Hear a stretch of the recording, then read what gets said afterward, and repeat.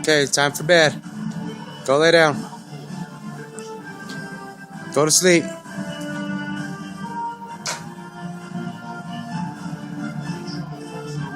Go to sleep. It's time for bed.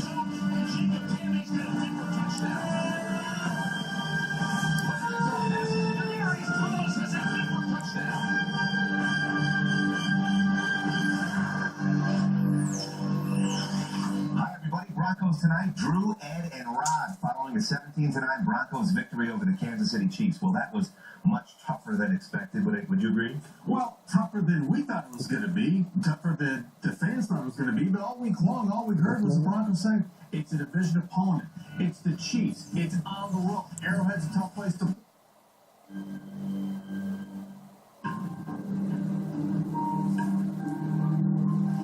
33-year-old Sheila Davalloo was a woman in love.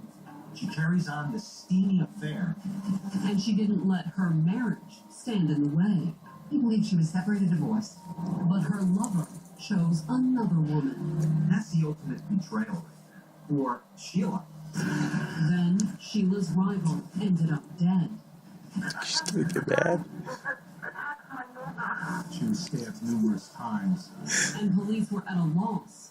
Go to bed. Sheila's husband Lay down. was also attacked. He's able to give the police a statement. He believed for a moment in time to death. 2 brutal stabbings, 2 different investigations, now with one common suspect. Had she not went to stab her husband, she would have told her that.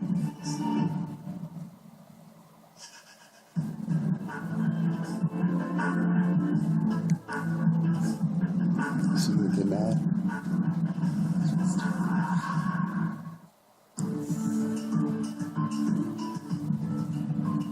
On the afternoon of March 24th, 2003, a pair of police detectives from Westchester County, New York, pulled into a condo complex just over the state line in Stamford, Connecticut.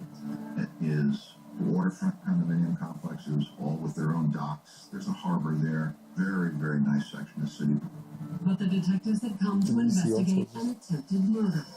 The day before, a 33-year-old pharmaceutical researcher named Sheila Davalloo had been taken into custody after stabbing her husband, Paul. Yep, she's gonna get mad. We had full story. We had the crime scene. We had evidence. We knew we had a solid case.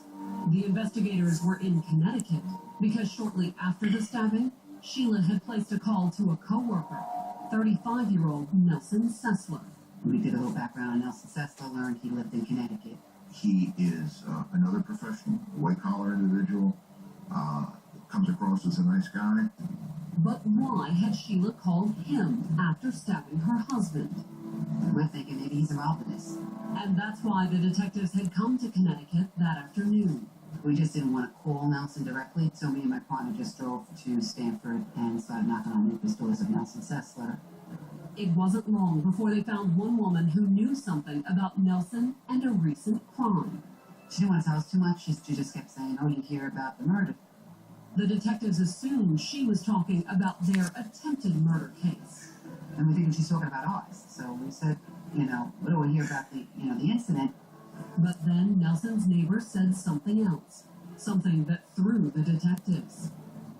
And she's like, about his girlfriend. And I'm like, whose girlfriend? She goes, Nelson's girlfriend. She was murdered a few months ago. The dead woman's name was Annalisa Raimundo. At one time, she had worked at Purdue, where our suspect, Sheila Davalloo, had worked.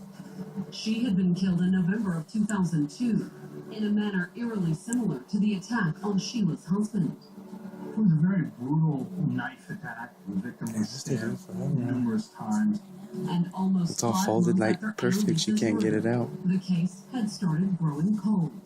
We've gone down just about every avenue that we could think of or come up with based on the information that we had.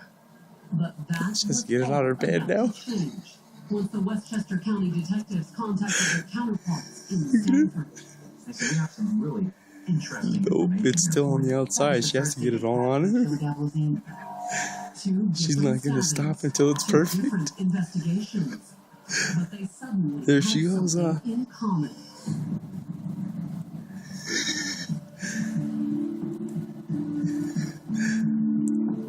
Sheila Davalloo Davulu was born in 1969 in Iran. She came over here with her parents at a young age. The family immigrated to America in the late 70s, fleeing from the chaos in their home country. She's out of control. But they were far from penniless See, refugees. because it's not all on She her comes bed. from a family that's very She needs it all on her super bed. intelligent, well-educated. Nope, she can lay down, found her mother spot. was a research scientist. But look, Her father's a public right here is gonna be academic. cold. Watch. And by the time she graduated high school in 1987, Sheila appeared well prepared to follow her parents' example. People describe her as being incredibly intelligent.